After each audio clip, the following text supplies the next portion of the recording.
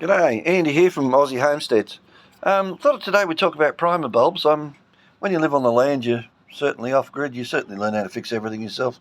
Working on the Culloch chainsaw, has 2 cracks in the tank. You'll see I did another video on what glue sticks to plastics. And if you look that up in the playlist, chainsaws, whippersnippers, etc., you'll see how to fix cracks in the plastic tanks where these where these lines run through. Okay, let's talk about this one. Now, McCulloch have a slightly different bulb to everyone else. It's an all-in-one unit, and this sits in that little hole down there, and you normally put your finger in there and jiggle it a number of times and pump up the fuel.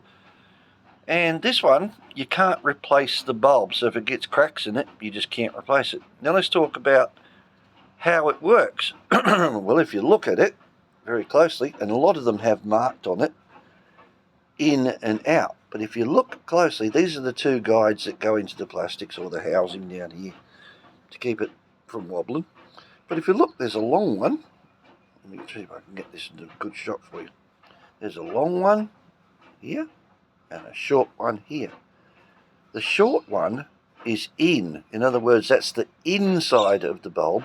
This one sticks out, so that's the out. So short in because it's in.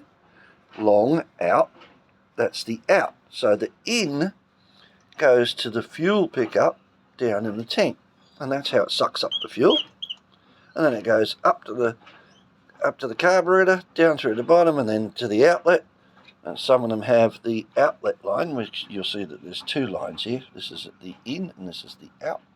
The out sometimes connects to these. They're all different, but that's the easy way to remember those. Now that's a couple of bucks if you want a generic brand on eBay or whatever, but just remember that little rhyme. It'll tell you which way to get them round, because if you get it round the wrong way, it won't pump the fuel up, it won't suck it up out of here. Now once it's primed into the carburetor, this is not the carburetor this, but it's just an example, it will do its own siphoning of the fuel, because of the intake sucks in air and fuel. The piston goes up and down, compresses, and also exhausts. And when it exhausts, it sucks the air-fuel mixture in it and fires it and then throws it out the exhaust. That's basically how an engine works. So this fuel filter, of course, is normally in that tank, but I've just joined it on the end of this line. Now, your carby would sit here, and your fuel lines would run to the carby and to the back into the tank again. So it just circulates the fuel around. Okay, so that's one type. That's the non-replaceable bulb. Now we'll look at this one here, which is off a whippersnipper blower, pretty generic carburetor. It fits a lot of things, particularly in the still range. This is actually off a BG56 still leaf blower, but it fits many. Now you'll notice that your primer bulb here now is on the top, and you'll normally get them. This is a new one, I'll explain that in a minute, and this is an older one. And generally when you get them, they've got cracks across here, and you can't put your finger over enough of the cracks to prime up the fuel so you can replace them. So if you have a look at the top here, you'll notice that there's 4 screw holes, and there's the 4 screws. I've taken the 4 screws out to show you how to replace the bulb.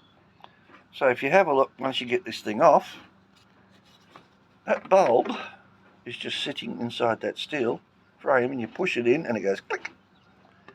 And then this part here, which is where your fuel goes into the carburetor, that's your needle valve down there, that sits on top of there like that.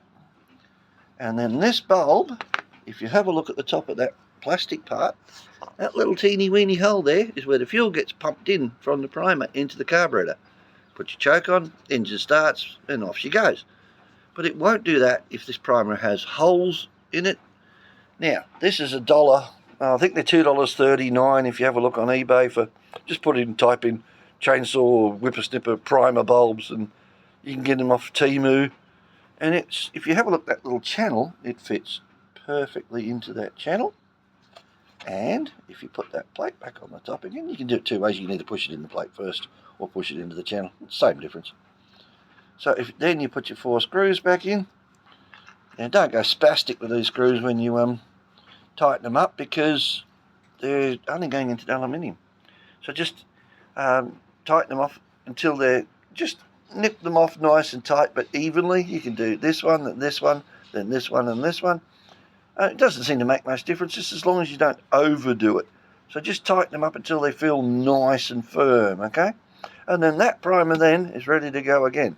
So that's your 2 different types of primer. So all you got to remember is, remember some of them have it typed on there. This one doesn't. If you look on the plastics, there's no in and out. Short one in, long one out. And that's all you got to remember to replace the primer bulb. Well, I hope that helps somebody, but I'm going to finish doing this chainsaw and go and cut some timber.